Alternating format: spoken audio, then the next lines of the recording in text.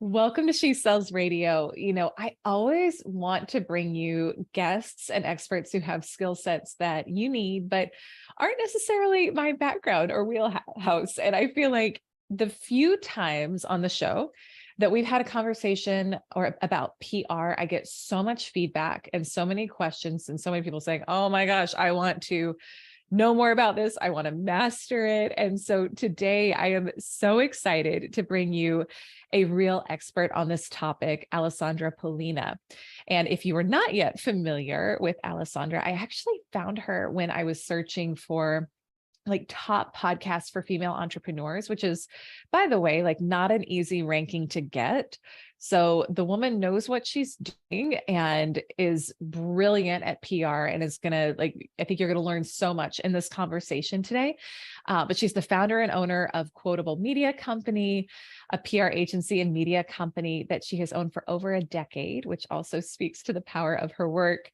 She's the host of Quotable, a female millennial entrepreneur podcast, and the creator of Quotable Magazine, which we're going to talk about today because I have a secret passion in my heart to launch a magazine and I want to learn all the things about how this came together.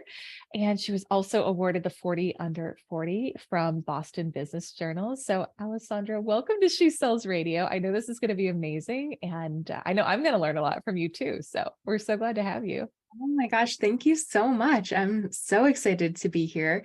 And it's always humbling to hear somebody introduce you that way. I'm like, oh my gosh, we never list out all those things like that. So yeah, we've got a lot we could talk about. There's so much. And that's, just quick side note, but I think that's one of the biggest things that for us as women, and whether you're a female entrepreneur or whether we've got a lot of listeners who are in sales and corporate, a lot of times we just don't see ourselves. We don't notice or see the amazing things that we've done.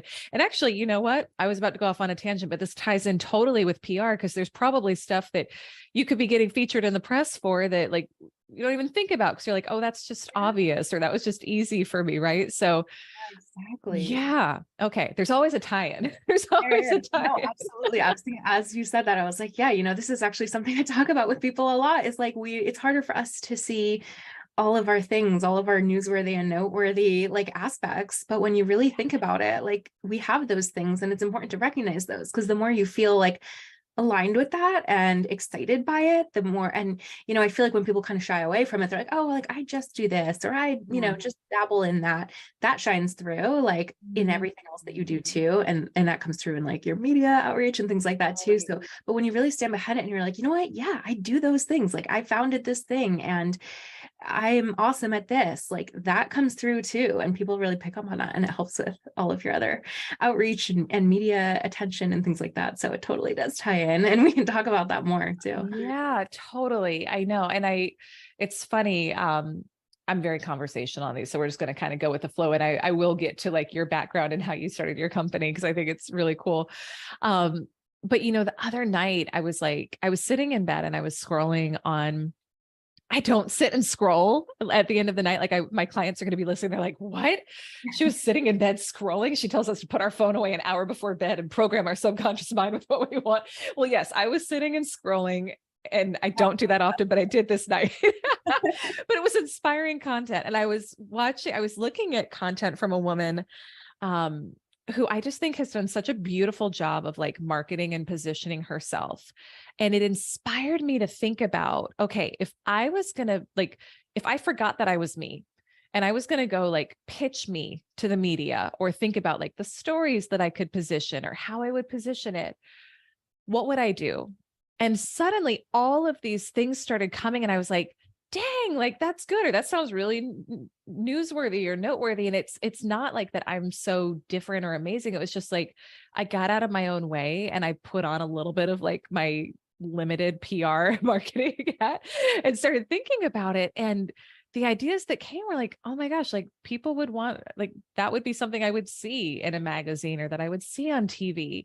So how is that kind of the mindset that we need for successful PR pitching? Let's just start there and then we'll weave in some of your story as we go too. Yeah, I think it is. And what I was going to say to kind of the next step of that too is, which can be really powerful and interesting, I think, can be to go back and look at your stuff, like look at your actual presence after you've thought about those things. Are any of those things coming through in your social media posts or your blog posts, your other, like your direct marketing? And I think a lot of times people are really surprised to see which pieces are coming through and which pieces you really like, because sometimes you really aren't thinking about it in that way. And you realize like, if I did pitch this to the media, or, it came up in conversation, would other people even be able to really tell this is like a thing that I do, or is like something that's really important to me, or is like a core part of the way I see my personal brand? And sometimes you'll find that those things really aren't showing up that much. And that can give you a really good kind of indication of where you might want to start when it comes to getting yourself ready to present to the media, or just tweaks that you can do, even if you have been. And also sometimes you might be like, oh yeah, like those things are coming up a lot. Like I am talking about that. Why haven't I thought to pitch it? Like that is something people are seeing me as an expert in, but I've never thought to, try to get an article featured on that, or try to get on, do a TV segment about that topic. But people really would look at my stuff, whatever that is, wherever you're showing up the most, and feel like it makes sense. And so that can be a really powerful thing to do. I try to do it personally too for my company sometimes, because sometimes I'm like, wait a minute, like we haven't even been like talking about this thing that like I consider important to us. And it just like hasn't come up on social lately, or it hasn't been something we've, put out there consciously recently. Yeah. What's the mindset with that? Because even as I did it, and I was like, it was like content idea after content idea after content idea came up, and it was all like, I knew it was good intellectually, and I knew it would be like a hook and it would pull people in. And then there was still this like little voice in my head that was like, oh, like, look at how you're positioning yourself. And like, I know how to overcome the limiting beliefs, but it still came up. And I'm just curious, what is the mindset that you use to most powerfully position yourself for your clients? Well, the most important thing that I feel like is what we struggle with is keeping in mind that, why you started your business, or why you talk about or think about or care about these things to begin with, and always be bringing that up. And I think it goes back to like really the mindset in a lot of the things we do in business, but it's the same exact thing here. It's like, why are you doing this? You're doing it because there's someone out there that needs what you're offering. There's someone out there that you're speaking to because you found it was a need. You found there was room or space in the market for, because nobody else is talking about this thing the way you're talking about it, or no one else is putting this stuff out there in the way that you are putting it out there. And that's going to speak to somebody for whom it's going to be life-changing, right? So that's like, I think what it really all comes down to when it comes to so much of what we do in business. And it's the exact same thing when it comes to putting your story out there, because that's the main thing, is to make sure you do have something, a unique take on like the topic, because you don't want to pitch something that, already is out there a million times in a million ways. You want to pitch it in the really unique way that is true to to you and your expertise and what you can bring to the topic. And once you're doing that, that's it. That's the important part. Like once you have that unique take on it, there's someone who needs to hear that unique take in order to take action, or, to have the result that you can help them bring. And once you identify that, like, I think that's what I always just remind people of is, if you don't try to put this out there, then think of the people that are not going to ever find out about you, or find out about the things you offer, or the things you can do, or the things they can do if they had thought about it the way that you've told them to. It's about those opportunities that you're going to miss for others in a lot of the case, I think. Interesting. Oh my gosh. It's like everything else, right? And like the right mindset with sales too, is it always comes back to just how can I serve? How can I serve? And one of the things I'm hearing from you is like remembering that you are a mirror for other people. And so when we can like get out of our own way and remember it's not about us, and you sharing how you did XYZ awesome thing while overcoming these challenges, it's not so much, or if it's in the energy of I'm not bragging, but I'm sharing so that you can also do this thing, it's a different dynamic, right? We can kind of get out of our own way. Exactly. And even if it is a little bit of a brag, it's still putting your business out there because, or yourself or your product or service, because it's going to help someone. And maybe that is the way. Maybe it has to be a little bit of a brag to be the hook that gets you to get that article or to get that placement. And still, it's still for the reason behind it, which is getting yourself out there in order to then be what the people need. I like that. Yeah, I like that a lot. That's powerful. So, okay, before we get too far, because I want to come back to what you were saying about the unique positioning. But before we get too far, you started your company at age 23, right? Is that right? Yeah. That's amazing. I mean, I don't know. We've got amazing people listening. And then there's also like, I think at age 20, I don't know. I was like in corporate trying to figure my life out, like not, I wasn't there. So how did it come about for you and how much, I'm sure you'll talk about the role of press and PR in your growth as well, but like, how did it all come about and how was that for you starting it so young? It was, yeah, I mean, it was out of necessity. I think Okay. really, like, I know a lot of people feel like they need to do kind of go that corporate route first before going off on their own. I, um, I had a series of, you know, well, had really one bad job very quickly. Only one. You got it out of the way. I was like, you know what? I don't think I can't do this ever again. So it really felt like necessity. Basically, I had set myself up for like success in terms of starting out early from the time I was in college. I knew going into it, I didn't know going into it, but I decided very quickly I was majoring in PR. I was in a very good school of communications that was like very well, reputed for their PR program. I got internships ever since, I think after my very first year of college, basically like that first summer, I started interning at a small agency, and pretty much every semester and summer after that, I interned at other agencies. So by the time I graduated, I already had experience working within most of the like good agencies in my Yeah. city. So I had a ton of experience, and some of them were in-house too. I had I studied abroad in London where they kind of like did a placement for you. So I didn't even like have to really apply for that one, which was really lucky. And that was in-house at for Disney, for Wait, like the you were Europe. abroad in-house for Disney in Yeah, I London? was in the publicity That sounds department. We were doing amazing. like Disneyland Paris. The crew What? were a part of that for some reason. Yeah, all the like anything basically besides like the US. Disney. Wow. This wasn't the bad job, I'm assuming. Or No, was it? No. Okay. that one was really fun. That was Yeah. just an example of being in like in-house in a really big company. Right. Um, which that was a fun experience. I enjoyed that internship.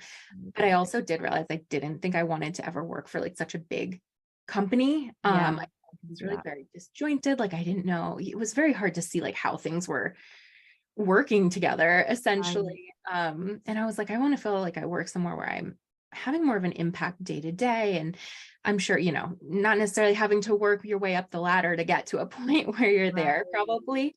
Um, so yeah, anyway, by the time I graduated, I had a lot of experiences. I also had already worked part-time for one of my first internships again later because I had kept up a really great relationship with the guy who owned this small agency. And it worked out that he ended up needing some part-time help. I think that must have been like by one of my last summers of college. So like Okay. I had a lot on my resume, including like a part-time account manager position essentially at an agency. So it just kind of all worked out that then I graduated and got this job that was actually not at an agency. I thought I wanted to do work with nonprofits. So it was at a Mm. small organization where I was like doing everything. And anyway, it ended up not being great. And I called up the same guy I had worked with twice before and was like, what can I do with you? So I ended up working on a couple clients with him right away because I was just like, I got to get out of here right now. Yeah. So that's when I say it was kind of like necessity. It was like, okay, I kind of quit with no other options. Called up him. Right. He And there said you I have could do some stuff here and there with him. So that would like kind of keep me going. But basically it was like, okay, what else can I do? And my husband, who was my boyfriend at the time, was like, well, why don't you just do some of these clients yourself? Like the same thing that you're going to be doing with Mm. him and that you've done for like the last 5 years, like through other agencies. And it sounds kind of ridiculous, but I was just like, yeah, I guess why not? Like I had seen at some of the tiny places, like all the behind the scenes in terms of like how to even run a business. And then I Yeah. had seen at some of the larger places, all the other stuff, like how to run a business or how to do Yeah. PR like a big agency. So I like had all of that. And I was just like, let me give it a try. And I started working with clients. I was just myself at that point in time. Like when I say started Yeah. the company, it was just me and some clients. But Let me ask you, I just want to pause really quick and ask because I would imagine, and you can tell me if this wasn't your experience, but going off and launching your own thing, like I just got off completing a call with some clients and we were talking about like overcoming the limiting beliefs and the self-doubt, like, who am I to do this? And I need another credential. And I like all of the things that our brain will tell us. And did that come up for you? And if so, how did you overcome it? Or was it more like, no, like I, I feel like I have what what it takes and what I need. And was that more just like, you've always been really confident like that? Or how did that come about? It's a really good question because I feel like I didn't struggle with that as much as a lot of people do. I Mhm. think part of that came from I was building a business based on the skill. I already knew I had the skills. I Okay. had these experiences where I knew I could take a client and pitch them to media and get them featured in media. I knew I could get the Mhm. end result of the client work. So while I had no experience actually running my own company, like I feel like that's where I kind of like probably just didn't even know how much I didn't know or what I was getting into. Which is a I blessing a lot of times. yeah, Me too. Yeah.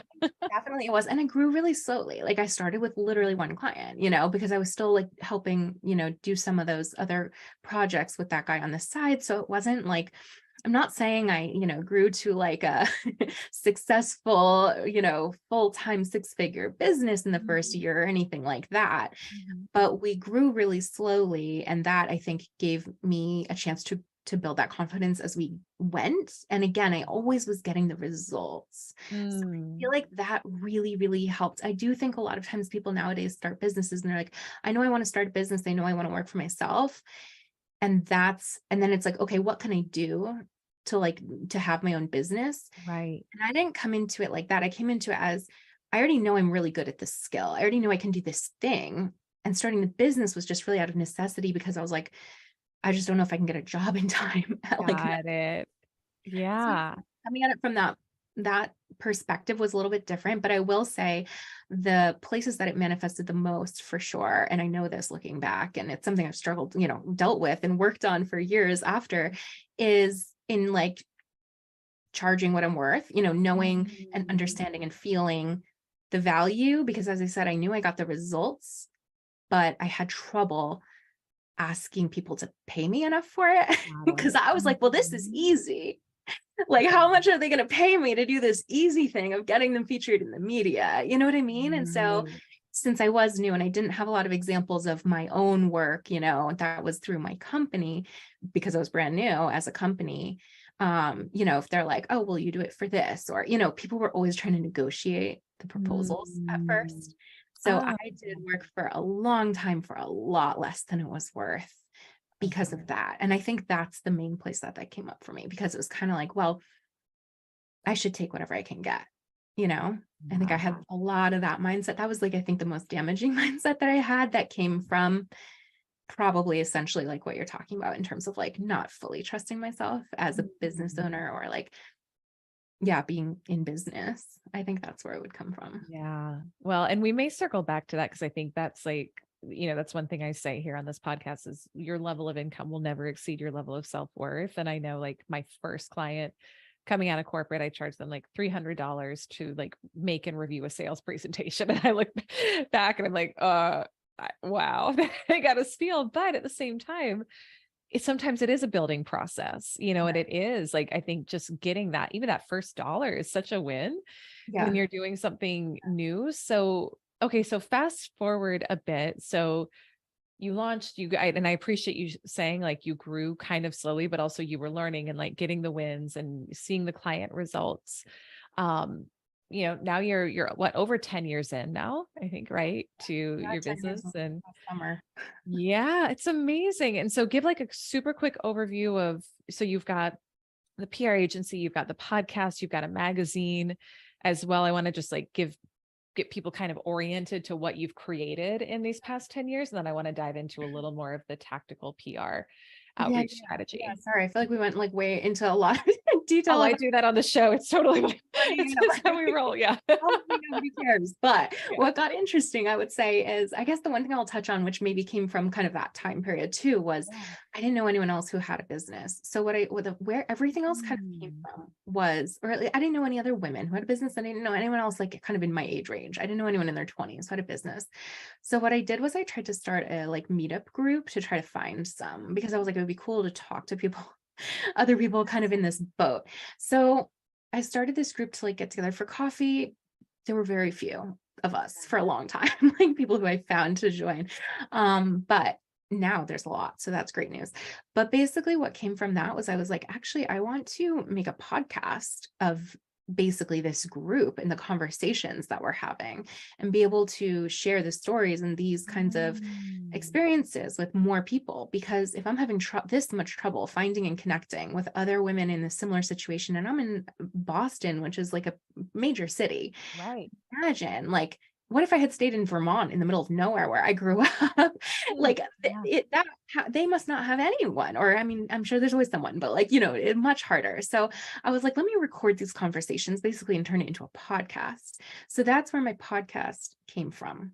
And what year was this? Because was this like before podcasting was really so No, I much mean, a I thing, already or? kind of I feel like now I'm like, oh, I'm glad I started when I did, because I feel like now, I don't know. I already, at that point, I already thought it was too late. It was 4 years ago. I think we just celebrated like Okay. 4 years. Oh, So I don't know, 2019, maybe. yeah. Yeah. Um, yeah, it Well, already felt like everyone else already had a podcast, but I also think that like I did start it before a lot of people who have podcasts now. So, there's always more. yeah. Well, and it kind of speaks to, I'm curious your approach on this with press, like the value of both going after other people's platforms and also creating your own platform, which I've always been a believer in. And it's something I've always tried to leverage. Like, I love how you created your meetup group. That's something I did early on in my journey too, because I think if you can, anytime you can be the creator of a platform where people want to come play, like that's very powerful. So maybe speak to a little bit of that balance, like of what you see in terms of important with like creating your own platform versus going out and pitching others. Is it it's a both and type of scenario, or how do you approach that for yourself?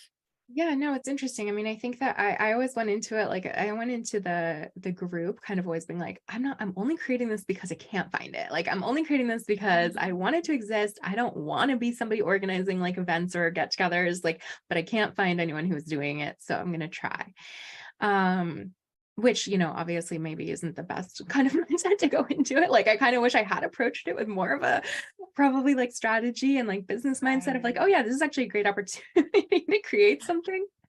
But I admit that was not really, and again, this was even sooner. I don't remember. The group kind of went through a couple not iterations, but like there were like months where I would try to like, organize something every month. And then months where I was like, I don't have it in me right now. Like nobody's showing up. I don't, like, literally one person would come half the time. And I'd be like, okay, I went like all the way downtown to a coffee shop that wasn't the most convenient to me just because I thought it would be convenient for, other people to meet at. And Yeah. so I would like not host anything for a while, and then I would get like re-inspired again and be like, okay, let me try again. And like then just one time it clicked, and I don't know if it's because by then there were more women my age with businesses. Right. A couple of years had passed, and like it definitely got more common like by the later 20s and definitely early 30s. But I would say in terms of like most, like all the other platforms for me came from really just that. Again, it's like I'm an abnormal person to ask about this because I have the PR background.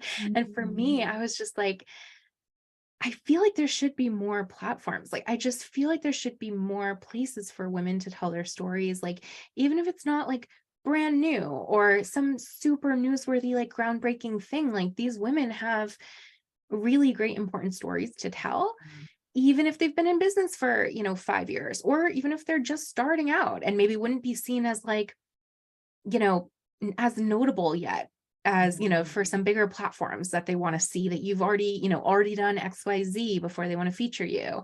And I was like, I wish there were just more opportunities, more platforms for people to get to really just tell their story of what they're doing and who they are, because I find such inspiration in I don't want to say like in the everyday stories. Like I think that's kind of what I'm trying to say. Like it just could be anyone. And I'm like, wow, she did that. Like I feel like everyone needs to know, because those are really helpful and powerful. And so for me, creating the platforms was again less of like a business decision of like, oh, I need to be a person who owns the magazine or who hosts a podcast, and more just like from being on the client side, being like, I really wish these platforms existed for me to tell my client stories on and get them featured on. So that's really where it came from for me. Wow.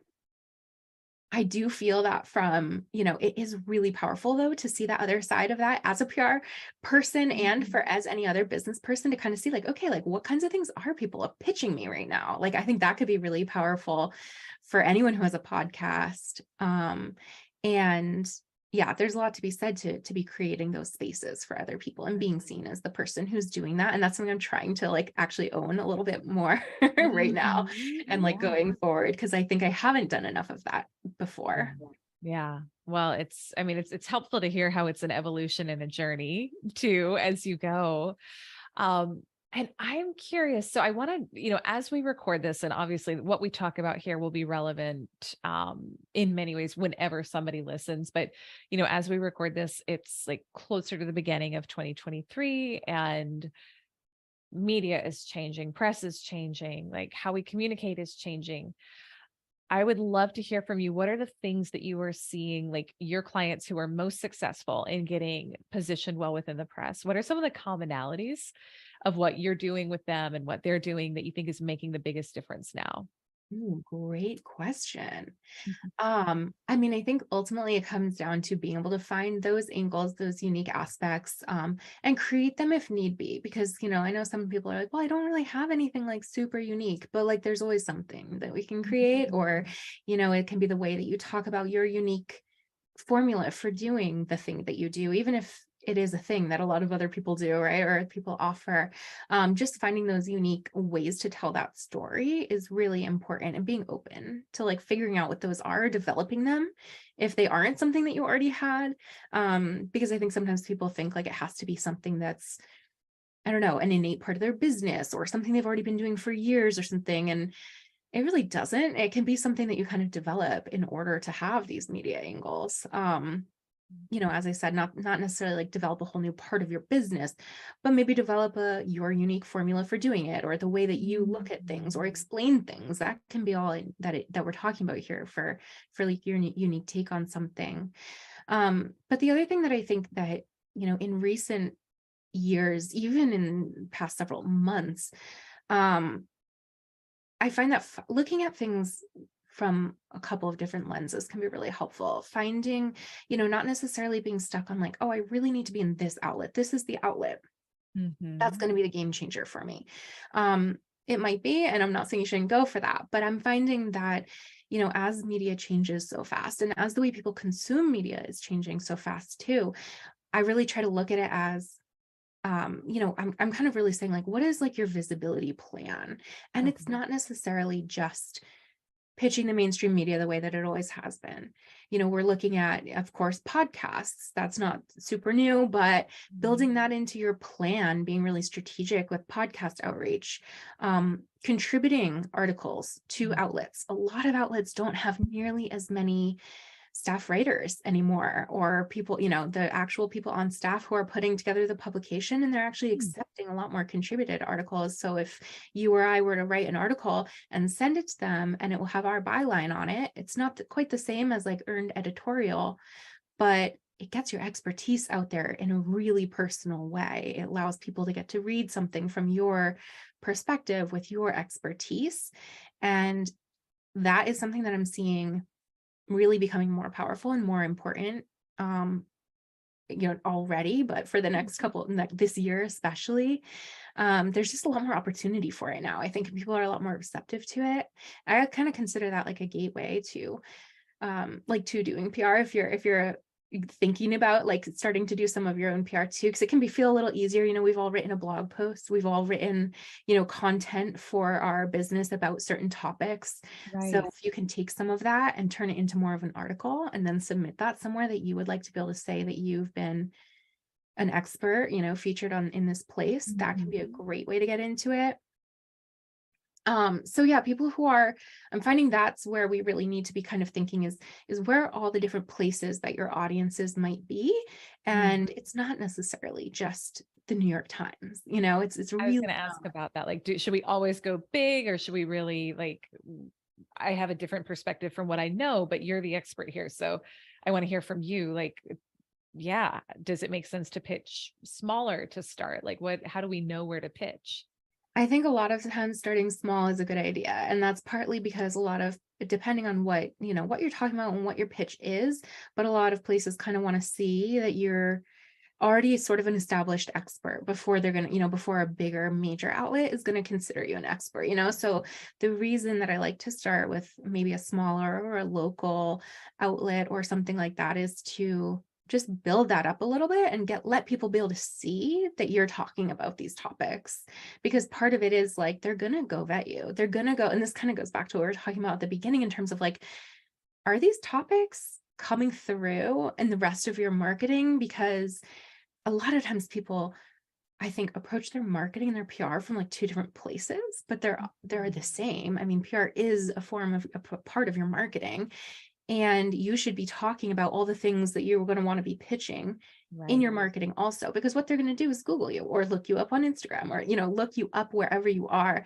And if you've shared on Instagram that you were recently in this other article, or if that, they Google you and these things come up, it's gonna be a no-brainer. Like, yeah, oh yeah, she's an expert on this thing. She talks about this. I can see how she speaks, especially if you want to do something like TV, being able to have examples of how you speak, and whether that's even podcasts to get started. But if you can get on like local TV channel, they're going to want to see that before they're going to have you on, Good Morning America, which is what everyone says they want to be on. Is that it's so funny. I'm like, at some point I know I'll do TV. Like I'm interested in it. It's just not something I'm actively pursuing right now. So GMA is the one. Yeah, everybody wants that, and Oprah. Everyone still says Of course, yeah. I mean, I would say yes to that in a heartbeat. Oh yeah, and I mean, I'm all for, and I think, especially if you're doing it yourself, which is what I tell people a lot of the time they can do, is, we didn't even really touch on that, but as well as having the agency, I love to tell people, you can also do this yourself. You can pitch yourself. And in that case, you have nothing to lose. So, I mean, yeah, go for the big guys, but also, strategize a little bit with maybe starting a little bit smaller, starting with these contributed pieces where then you can be like, I've already been quoted here and here, or you can see me talking about these topics here and here. I'd love to go into it in more depth or in this different way for you. And then it just makes sense, Yeah. I think that's so smart to like know how they think and know what they're going to look for. Like, and you have nothing to lose. This is what I tell clients with sales, like when they're afraid to go out and pitch a big sale, you already don't have the client. So already it's worst case scenario for you that you're afraid of, that you're still not going to have the client. So like, you might as well go for it. So, and the thing with pitching too, is like, even a no is not like, I mean, yes, that's, and I hate like whatever they say, like, it's not like a no is a no, but you can always pitch another idea later. So like, they're not saying no, and I hate you, and we're never going to, even if they say, no, that's not a good idea for us right now, or we don't have space to include that right now. Yeah. They're not saying you can never pitch us another story idea in the future. So you absolutely can. So like, literally there's no downside. Like, it's not even like you can be like, oh, I already pitched them, check them off the list, it's finished, now I've lost my chance. No. That's such a good point. So there's two things you and I were talking about at the beginning that I think are awesome resources that our listeners could take advantage of moving forward. And I also would love for you to share how people can get in touch with you, because I know we like just scraped the surface of your knowledge and skill set and how someone can use this information to go out and get the features they want. So can you speak to the magazine first? So I thought this was very cool that you have a magazine and that people can pitch themselves for it. Like share a little bit more about that if you can. Yeah. So in the magazine, we have like different sections. So there's we'll do interviews with people. People can pitch themselves to that. We also have a lot of PR people who pitch, clients to us, but we love to hear directly from a business owner or, woman leader in your business.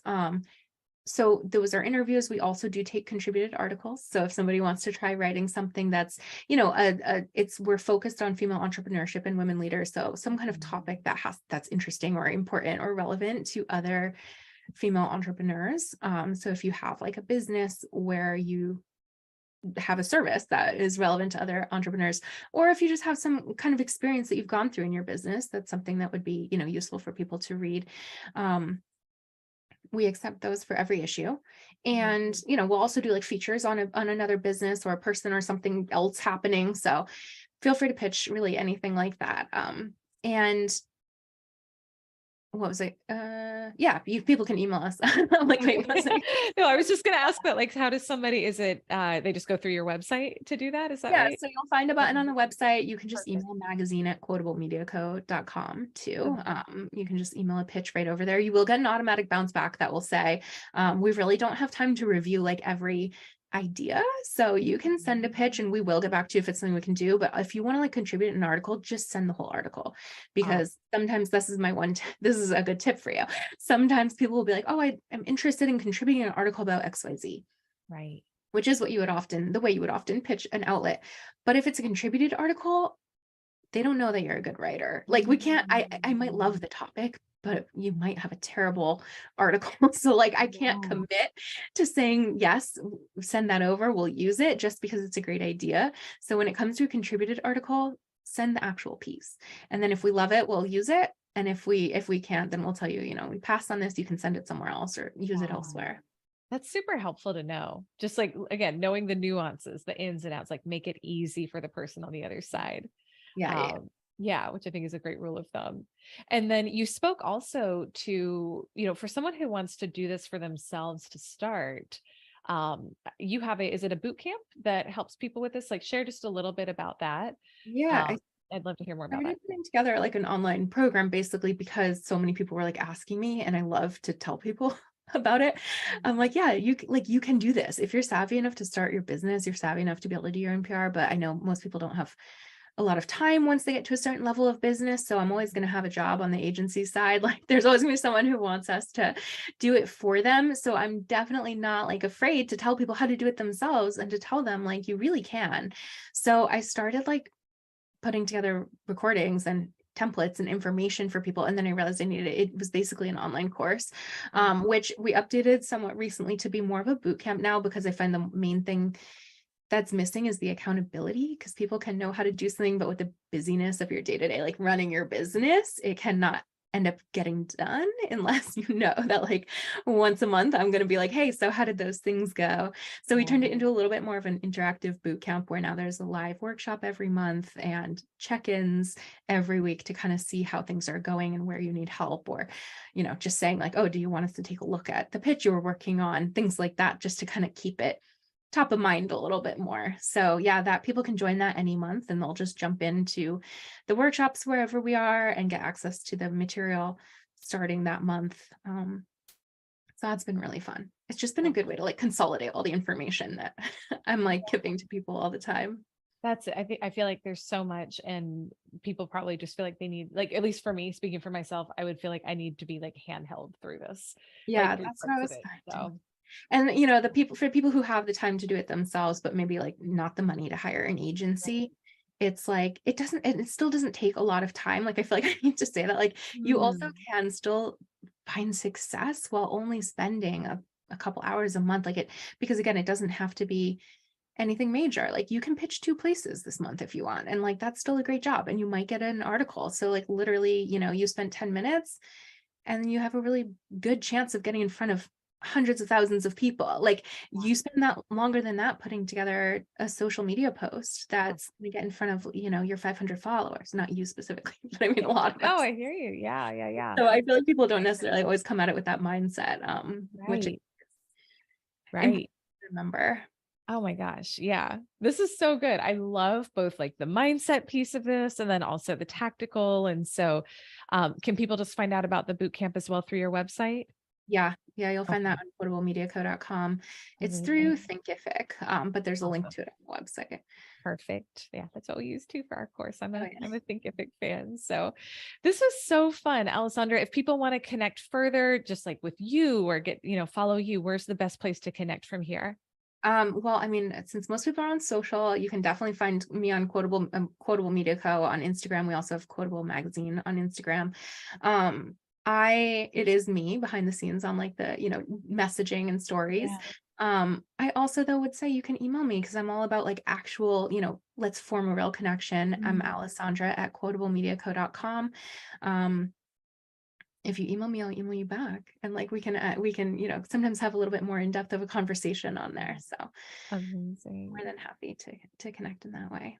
Amazing. Well, I so appreciate, everything that you shared and just how open you are about what it takes to be successful today in PR and the pro tips and all of it. So thank you for coming on. Thank you for sharing your journey. And I would highly encourage everyone listening who does want to elevate their press and PR to go connect with you and take advantage of either the magazine or the boot camp and or reach out directly, which Or they was a can pick super me in the generous podcast offer. too. I mean, Yeah, let's that's true. unpack this connection in all the places.